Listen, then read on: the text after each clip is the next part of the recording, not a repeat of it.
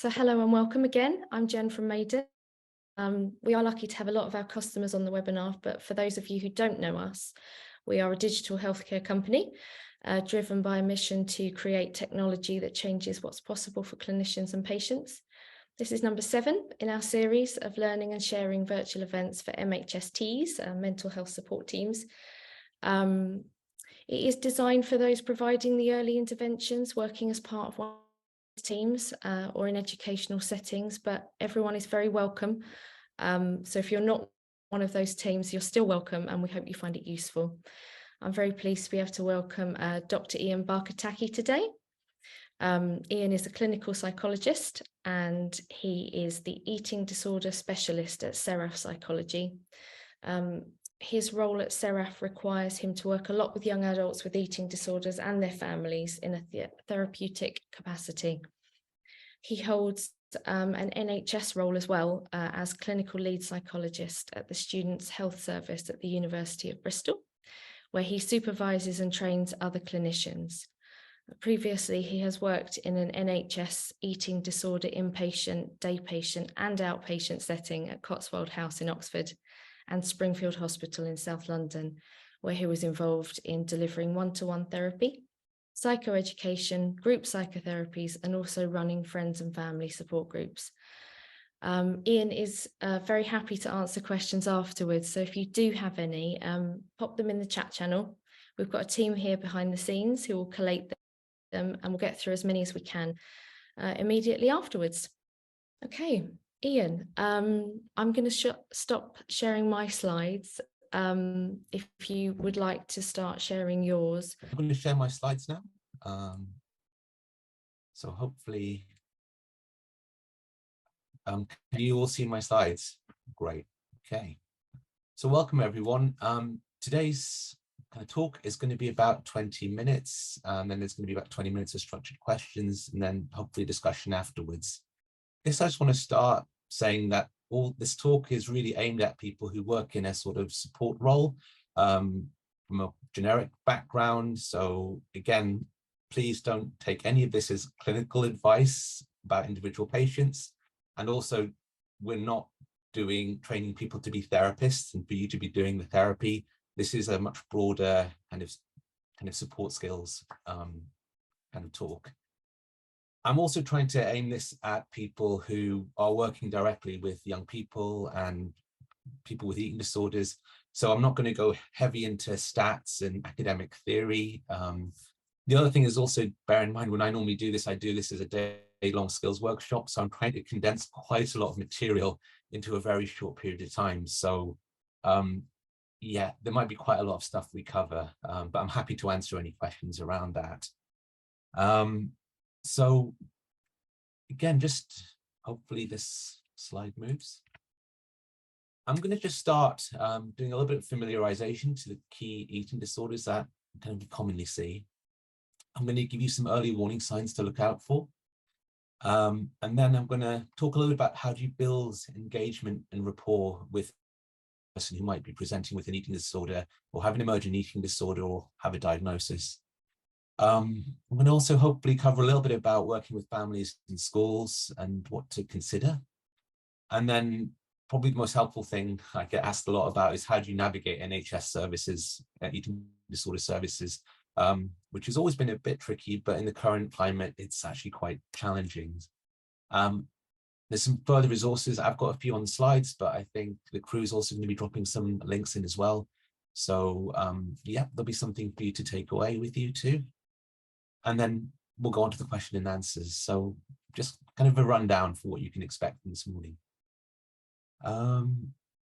So I guess I just want to start off with familiarizing with some of the key eating disorders. Now, I know probably you've got some background and training in this, but I'm also aware that people are coming from all sorts of different services and backgrounds. Some of you might be newly qualified, some of you might have been on the block for a while. But I guess when you're working with any eating disorder, it's always helpful to familiarize yourself with the core conditions. Now, the ones I see often in clinically tend to be anorexia nervosa, bulimia, and binge eating disorder. Now, that's bearing in mind, I actually work in a more specialist capacity. The vast majority of you will actually be probably working with something called atypical eating disorders or OSFED. Those roughly comprise of about half of the presentations, but they often don't meet the sort of diagnostic criteria for the big three. So somebody in your role, you might be seeing less of things like anorexia. Anorexia is probably the least prevalent. It's like roughly 8% of presentations in the eating disorders field. You're probably more likely to see things like binge eating disorder, and then under that would be bulimia, and then least common would be pure anorexia. However, that might be one you want to really think about, because in terms of mortality and the damage it does, classic anorexia is actually probably the one I would worry the most about. That said, there's a whole range of other eating disorders to consider as well. So probably the other one for young kids towards kind of the bottom end of the age range would be things like ARFID, where people can be quite hyper picky, or people get into quite ritualistic eating patterns as well. So just thinking about those conditions, you might be in a good place to spot some of those. Things like diabulimia probably come a little bit older. You might get some young adults doing that if they've got a diagnosis of diabetes condition, and they can use insulin to be able to manipulate kind of certain things about their weight. And yeah, that's something to consider if they've got that in their background. But really, it's probably OSFED that you're going to be seeing most of in your roles. I guess the other thing also to consider is the difference between an eating disorder and disordered eating. An eating disorder would fulfill certain diagnostic criteria, and there'd be kind of a threshold or a cutoff for that. Disordered eating actually can be kind of fairly widespread and comes in all sorts of shapes and forms, but wouldn't necessarily be considered a classical eating disorder condition. So yeah, just being familiar with some of these concepts, or refamiliarizing them if you haven't done for a while. So I've also considered like some of the red flags to look out for, and some of these you're going to be in a quite good position to pick up on. So if you know your young person, you'll probably notice things like your change, you're seeing any change in mood, especially if it's long-lived and it's not contextual to someone's situation. Yeah, everyone gets stressed at exams, but long-standing, quite chronic changes in mood, that's something I'd always be wary of and keep an eye out for. You might notice that they might avoid meal times or avoid food in general. They might talk about starting diets and really kind of getting into them, being quite restrictive in what they eat, or being really, really kind of hardcore about avoiding certain food groups. So again, those are all I'd be kind of slightly concerned about. If you see drastic and observable weight loss, that's the other thing I'd really focus on. And that might be hidden by things like baggy clothes. But if you're seeing someone across time and not on a day-to-day basis, you might notice that, yeah, that person is actually, their body shape is changing. They might stop doing certain activities that they normally might engaging in, especially things like sports and stuff like that, because actually their focus is on their food. On the other hand, you might also notice things like compulsive exercise and people doing more and more stuff as well, in order to kind of maintain their weight. So again, if someone's really hitting the gym hard, that's something else to consider too. Again, it's not always present, but things like people making comments about the way they look, seeing signs of self-harm, those things can often be an indicator as well, but slightly more indirectly. You might notice biological changes as well. So someone constantly shivering, feeling cold. In certain conditions when the body weight's really low, you might also notice things like fine hair growth, which again isn't usual after a certain age. People might talk to you about having irregular periods or different changes in menstruation pattern. And there's also other signs as well, like if somebody does take themselves to the loo straight after meal times. Again, you might not be able to see all of this, but you might hear indirectly in your role. Some of this you might see if someone is obviously losing weight, but you might hear this from other young people or teachers or other professionals or other people in that young person's life. So these are all signs to look out for. I also recommend is a tool that clinician John Morgan developed called the SCOFF, which asks 5 questions. And again, I can kind of send a link about that as well, because there's quite a lot of stuff I put on the slide, but the SCOFF actually encapsulates quite a lot into a very small kind of block of text. So yeah, I guess the other thing I'd always say is thinking about the difference between boys and girls. So again, when boys present with eating disorders, it can actually appear very different to young women or girls. There can often be more of a focus on performance, on physical musculature, becoming bigger, making gains in the gym. That's the sort of talk I'd be hearing more of, rather than losing weight, looking a certain way, trying to slim down. Sorry, that's the doorbell. So yeah, I'm going to move on to the next slide. I'd also want to talk a little bit about how, if you've got somebody with an eating disorder in front of you, how you can potentially build that rapport and start making that connection. I guess the thing I'm always teaching my crew is to be aware of their own views on their appearance. If they make lots of comments about how they look, what they eat, yeah, kind of their shape. Again, we all live in a very, very appearance-focused world, and we can unconsciously carry a lot of these things with us.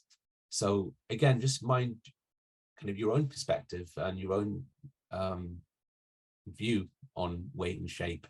A lot of this can be unconscious, because you might just be sitting in the staff room and people might be talking about diets or trying kind of a new meal plan. So if you're kind of starting with that, just be conscious that that stuff can come across as well, even without you knowing it. The other thing often I've noticed is when people get a diagnosis or they start going down that route, they can often be seen as their eating disorder. They stop being Hannah or Jane or Alex. They start just becoming that girl with anorexia or that boy who binge eats.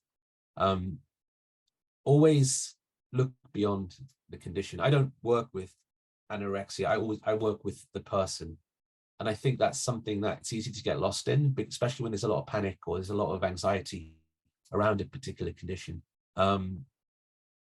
So yeah, always think kind of beyond the clinical problem.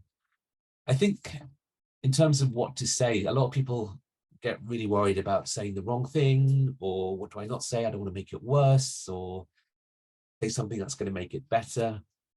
And again, it's not kind of a formula. I'd always start with a position of being child-centric in terms of what they need from you. Quite often, if you're in that situation as a young person, there's a lot of you being told what to do. It's very rare that you kind of get the opposite, where people ask you, hey, what do you need from me?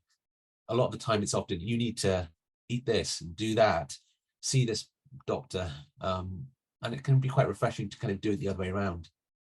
The other thing is about openness as well. So again, rather than asking, like, have you eaten? Things which can be answered yes or no, try to keep things open. Again, try that, keep that conversation going. I'm sure that you guys probably do quite a lot of this already, so apologies if I'm teaching you something you already do really well, but open questions tend to go a lot further. The other thing that's really important, there's a lot of anxiety and fear around eating disorders and a lot of horror stories. So keeping optimism and keeping that hope alive is really, really important. Again, I tend to avoid any kind of cynical talk or talk of worst case scenarios, because yeah, that stuff, but it doesn't usually help. Keeping that openness and that sort of optimism is really, really important. The other thing is also, don't make every single conversation about eating disorders. And again, as an eating disorder therapist, this is a pitfall that I often do fall into. And it's a conscious effort of will to kind of, broaden out the conversation and what we talk about. Other aspects of their life. Have you seen the film Clueless? Again, showing my age a little bit there. But again, if your thinking is dominated by food, you don't necessarily need to be talking to a professional who's also focusing on food the whole time and eating. The other thing also is trying to balance the relationship in the hierarchy. As a professional, you're going to usually be older and in a position of power. It can actually be quite refreshing to try to make it two ways. If they can do things to help you in your role, do that. I'll often get people to, to kind of help out if in a certain way, if they want to do, if they can do me a favor, not obviously crossing boundaries, but things like, oh, we're in a group, do you mind being the scribe for the group, or do you mind doing the stuff on the flip chart? Again, getting people involved rather than being spoken to and treated, that can also be really powerful as well. In terms of what not to say, I'd say anything that is directly critical of the young person usually doesn't go down too well.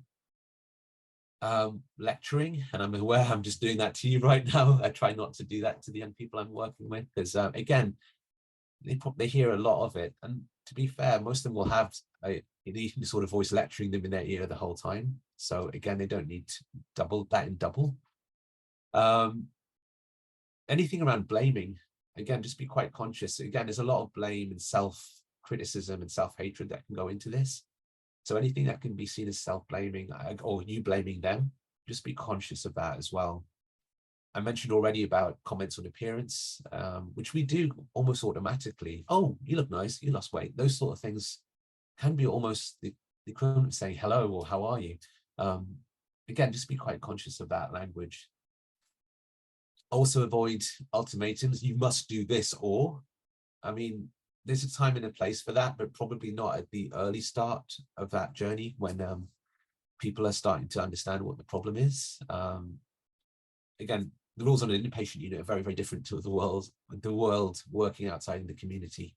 So yeah, just be kind of conscious about, again, there can be a lot of pressure to give ultimatums and threats, and actually that doesn't usually help. The other thing that doesn't help is platitudes as well. Oh, it'll be okay. It'll all come out in the wash. These things, again, are often there to help us than the other person, and we do automatically kind of go to them at times. So just be conscious, because there are a lot of platitudes around eating disorders, and I see a lot of it on social media as well. And again, I'm not sure how helpful that is. The other thing, whatever you do, even if you ignore everything else I've said today, please don't just say just eat. I actually once came across a medical student on the second week in the eating disorders unit, and literally they went up to the first patient and they said, oh, why don't you just eat? And we had to take that medical student away because it was profoundly unhelpful. But again, this is somebody who's got a little bit of understanding, and they were coming up with that. And again, people still come up with that. That's probably the one thing you just don't say. Hopefully no one here has ever said anything like that. And again, remember, you can't argue someone out of an eating disorder. It doesn't work like that. Yeah, I'm going to move on.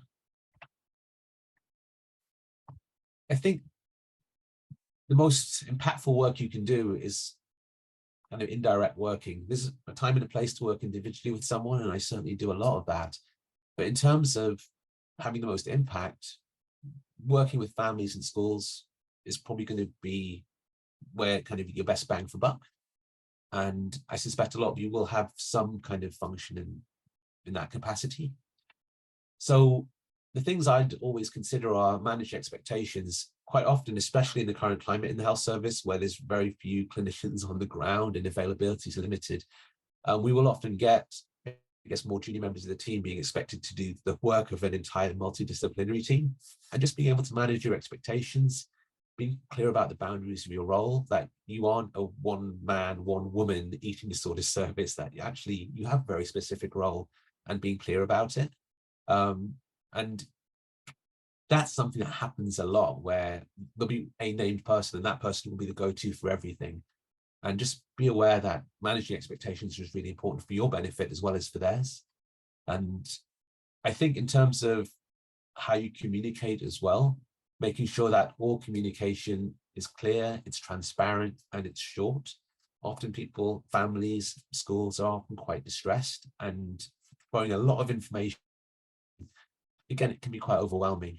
And also this particular condition, especially things like anorexia and bulimia and binge eating, there's a lot of concealment and a lot of stuff that's not talked about.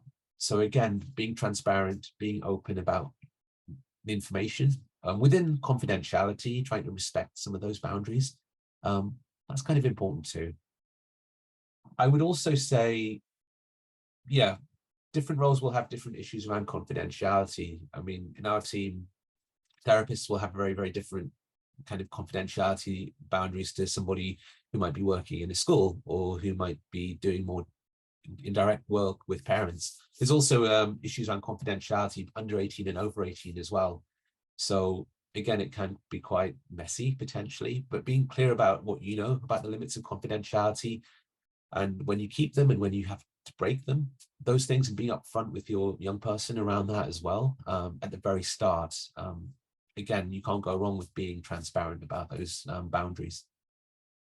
I guess the other thing to think about is making sure everybody's on the same page, that if there is a care plan, it's communicated to who it needs to be communicated to. If it's updated, all the key stakeholders, all the key personnel need to be in on that, because there's nothing worse than being out of the loop when the care plan has gone in one way and you're still kind of working with old news. It's not great. I also think, again, I'm not saying this critically. I think there's something there about how open we are to problems developing on our patch. So sometimes it can be an element of denial in, well, this in our organization, in our school, in our family. And again, I would never criticize anyone for coming from that place. There's often a lot of unconscious resistance that gets played out, but just be aware that you don't get drawn into arguments or fights around that, but just recognizing there's a sort of suffering there and working alongside that is really important. And again, that is a challenge, but I think it never helps when people get to loggerheads. I guess the last thing is something I haven't really in previous training had to do much talking until quite recently, is the spread of misinformation around eating disorders. Once upon a time, kind of there's a fairly standardized kind of this is how this works, but with the rise of social media, there is an increasing amount of misinformation or myths, misconceptions, or probably more common is you get a piece of information taken out of context, but it's often counterproductive. So again, if you are working at the coal face, a really important thing to do is counter myths and misconceptions, and always kind of check out from kind of the data and the research about what's accurate and what's not accurate. Again, there's going to be links about resources you can look at to get accurate information. But that's a really important part of those early engagement roles. How am I doing for time? Okay. Yeah, we should be able to cover this. So the other thing, probably the most valuable thing clinicians can do is help navigate the eating disorder service landscape. Now, I've noticed this in my career because I started working in eating disorders when just before I qualified, and then when I first qualified in 2008. And they've never been brilliantly accessible, but they were present. However, especially post-pandemic, kind of thresholds have been raised, systems have become more and more opaque. People don't know where they should be going a lot of the time, or if there is even a service that still exists. So just being conscious about, this is how you navigate the system, and that's one of the most valuable roles you could be doing. So being clear about what services exist, what services used to exist, and what services may want to no longer do, because it's really, really bewildering for young people and families to try to help. And GPs, again, some of them are very, very switched on. Some of them might not be their speciality, and they might be working with something that they're not that familiar with. So just being conscious of that. being able to, if you know the system, it's really, really helpful. Again, setting expectations about what services can do, what they're unlikely to do, looking at thresholds. If you know that information, it's really helpful for young people and families. Again, from somebody working on the other side of the fence, it's really helpful if somebody referring in is prepared in advance with the key information around the main details, around things like weight, height, all the stuff that's on a referral form that a service might have. If it's well filled in, that's really helpful for services. I think there's something about, quite often referrals coming into a service can be quite scanty, and again, that can really jam up the process, because people then start to question, is this appropriate referral or not? Being quite comprehensive is probably more likely to get that accepted. The other thing I think we probably don't spend a huge amount of time doing within the health service is building up relationships.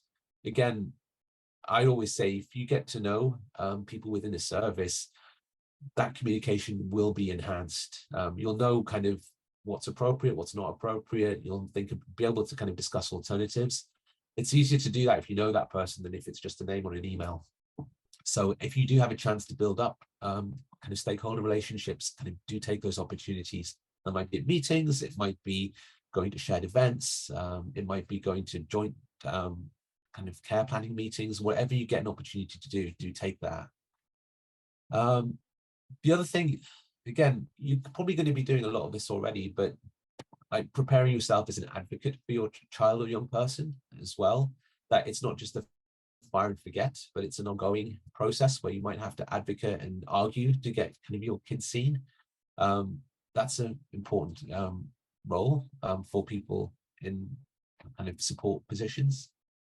The other thing is also kind of picking up the pieces. If they do get bounced back, or they don't get taken up by a eating disorder team, being aware that that can happen, and you having a sort of strategy in place to be able to pick up the pieces and think about, okay, where next, or what can we do if the referral hasn't gone through. That's a really important role, and there probably needs to be more of that.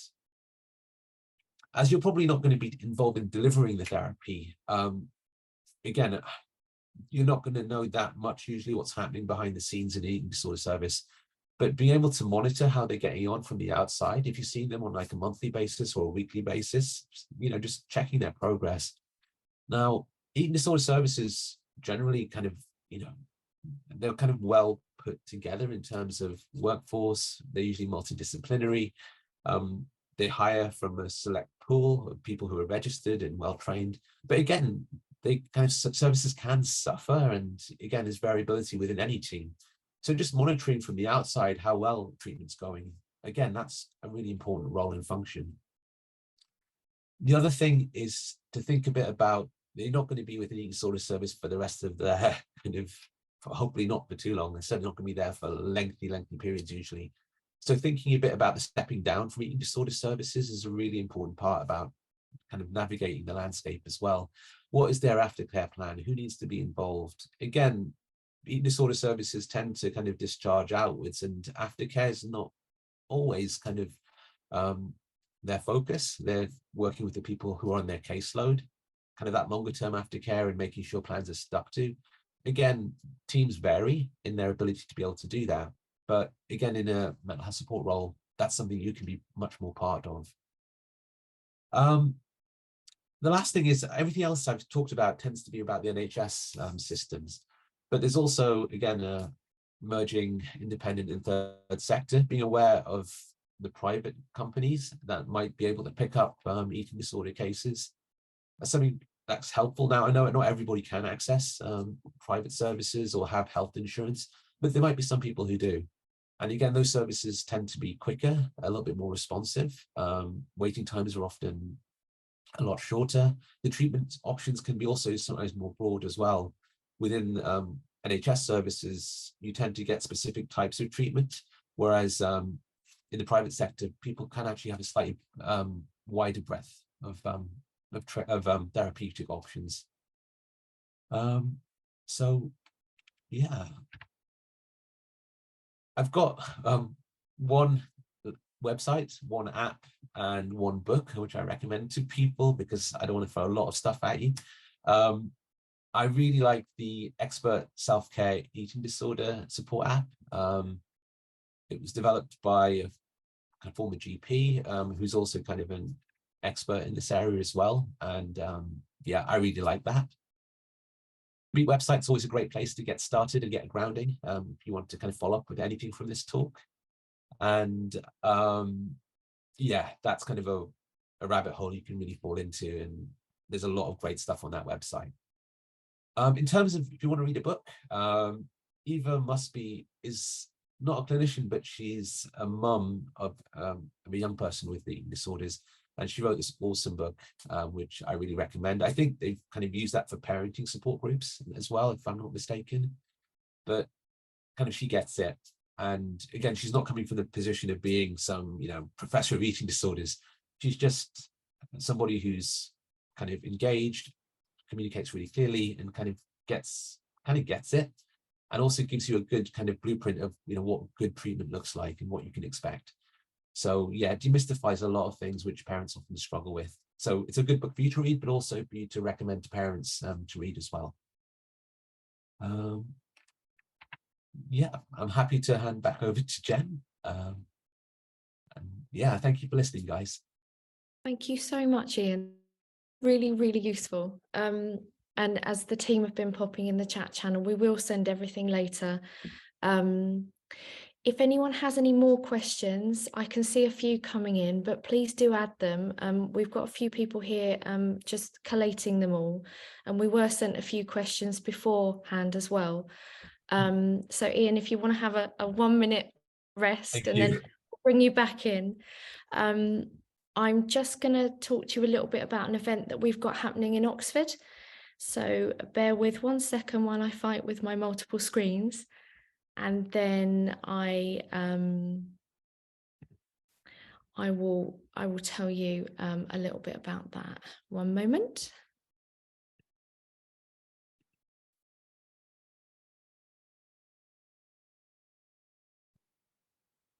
Okay, hopefully you can see a lovely Oxford skyline up there on your screens.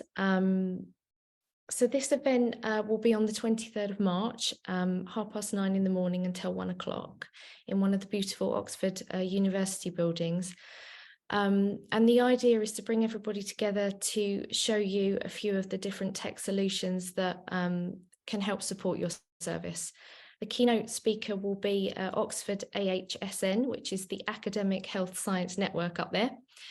They recently published a fantastic report on the digital tools that are available to service providers to help improve access to your service and to give young people a variety of options, all ultimately to improve the outcomes.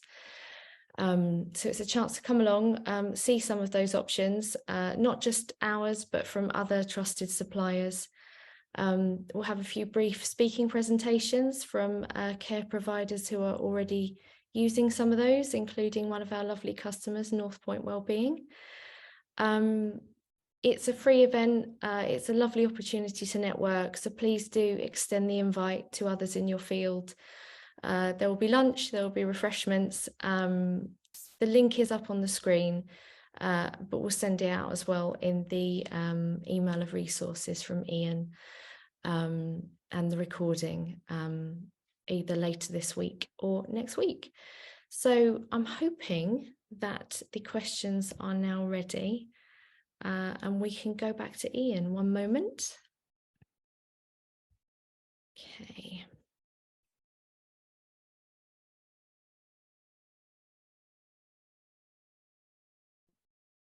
Okay, Ian, if you're ready. Fabulous. Hopefully you can hear me again. I can, yeah. We've got our first question from, we think it's Debbie, and the question is, how can we help students not hitting the threshold for some help, but still who have disordered eating? How do we help those who aren't hitting the threshold? So I guess keeping the communication open, like we talked about in the talk, being able to, again, I always start with the idea that where is that person in terms of their insight and awareness into their eating disorder? Because often when you start using, well, it's not using an eating disorder, but using a coping strategy like an eating disorder, you may be more or less wedded to it. So if someone is really into their eating disorder and they are really fixed in that, again, just opening up that gentle possibility that, okay, that's where they are, and just trying to keep the kind of the relationship going. If it's starting to kind of wear off, I always liken it to being in it, like being in a relationship that initially starts off amazing but gets kind of progressively worse. You get less and less out of it. Being able to catch them in that, whether or not they're aware it's a problem, how much of a problem it is, are they ready to make change? And again, some of you might be aware of the approach motivational interviewing, being able to kind of work with that ambivalence. What is it doing for you? What it's not doing for you? And again, being able to strike at the right time as well. Ideally, when it's not working as well as it once did, that's usually the time to kind of get people to start thinking about, do they want to make a change? And that stuff is probably better at the sub-threshold level before it hits kind of a diagnostic category. So yeah, that conversation, keeping it going, telling them that change is possible, that there is treatment. Even that conversation, it sounds, it's nothing, it's not highfalutin or fancy. That can be really helpful. Thank you. Hopefully, Debbie, that answers your question. The next one is from Juliet. And she asks, at what point do you say to a child or young person that you have a concern around their eating? And what is the best way to express this?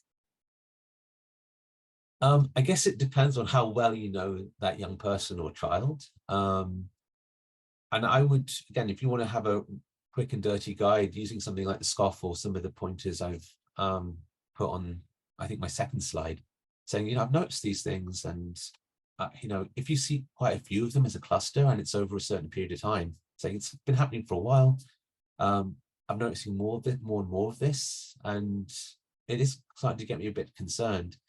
Now, again, you're probably going to have a sense of how much you can push it and how strong that relationship is with that young person. And I'd say always calibrate it on that in terms of how far, you feel you can sort of get away with asking that question. But again, just even raising slight concerns, again, there might be another reason, there might be something else going on as well. It's not just always an eating disorder. So asking those quite open, quite gentle questions, again, I wouldn't necessarily shy away from that. If there isn't generally nothing going wrong, they can tell you. And again, there might be a perfectly logical explanation.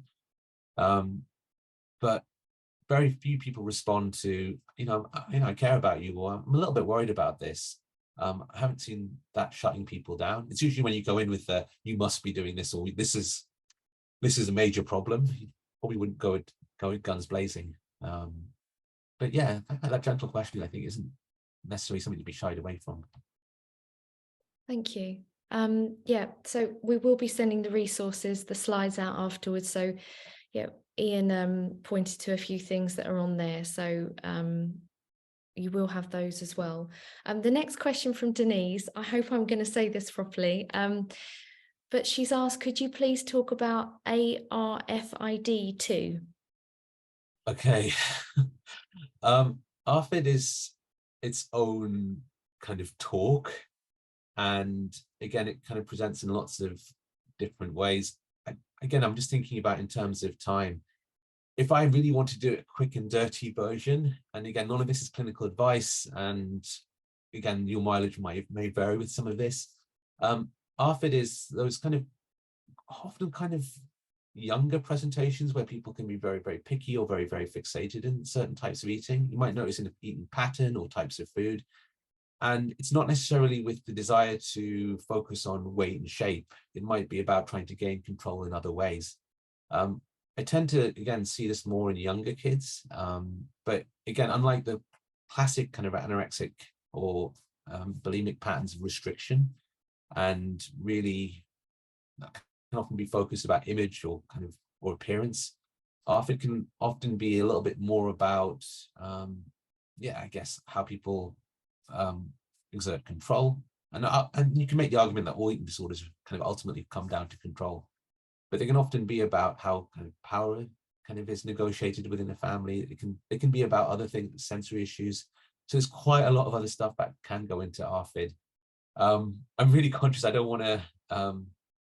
Yeah, I mean, I can also send some links about ARFID because I think that's probably going to be more helpful than me trying to cram a lot of stuff into a soundbite. So sorry about that. Right, that's really helpful. Thank you. It'd be great if you could send a link and we'll post that on to everybody. One of the questions that was sent in before the webinar was, are there any particular groups of young people who are more vulnerable to develop eating disorders? Are there any family or social factors that are particularly relevant? Okay. So again, it's quite a lengthy answer to this. I'll try to make it brief. In terms of vulnerable demographics and vulnerabilities, I'd often say vastly more women than men. And so young girls are going to present more, obviously, although estimates are between 25 to about 15% are boys. You're going to probably see more women. In my clinic, it's mainly women. You onset, late adolescence, early adulthood. So that group is more vulnerable, generally compared to the rest of the population. If thinking about things like, let me think. Yeah, I mean, there are things like, for example, personality traits like around perfectionism.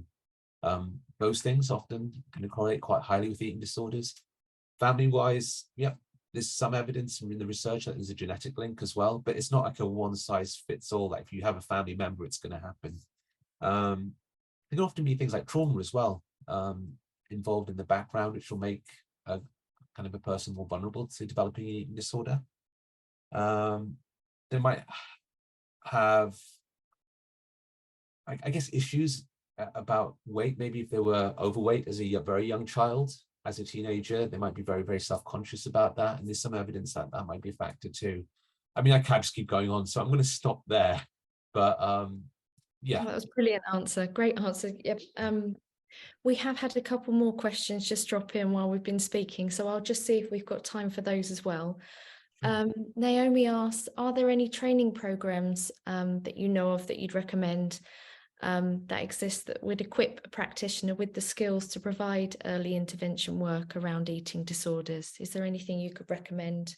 I guess just thinking about eating disorders in general, it's a really kind of broad church. So some of that might be kind of like hardcore therapy training. So training, going down the formal professional route of training as a child psychotherapist and then doing further training. So the two trainings, again, to do kind of proper therapy would be this enhanced cognitive behavior therapy. Usually it's called the Chris Fairburn model. That's the one that is recommended by NICE guidelines. There's also the Maudsley method. Again, being trained in that is kind of how you directly be working with young people and families where there's an eating disorder.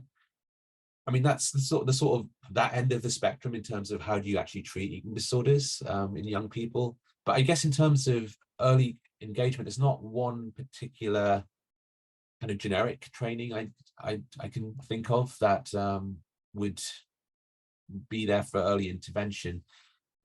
So I'd have to kind of research that. I know kind of like Sarah, we offer like workshops like day workshops to kind of do some of this stuff in more depth with role plays and stuff. But again, there will be other organizations. Again, I'm trying to think off the top of my head if I can think of anything, but nothing that's up to date, I'm afraid. Most of the stuff I know is a few years old, and I'm not sure if it's still working before the pandemic. So yeah, I can have a look around if that's helpful. Thank you. Yeah, I'm sure everybody would find that helpful. I think just one more question, and it's from Joe, and they ask, do you have health play specialists in your team? And if so, how do they get involved, or knowledge of health play specialists? No, again, my current service, we don't have those professionals. And in my previous eating disorders kind of experience in those services, the MDT tends to be psychiatry, community psychiatric nursing, OT, dietetics, psychology, but we've not had play specialists. but I've tended to work with like adolescents and slightly older young adults. But I can definitely see there'll be a really helpful role in like the younger cohort, but I've not had that experience, so I can't really comment, I'm afraid. Thank you.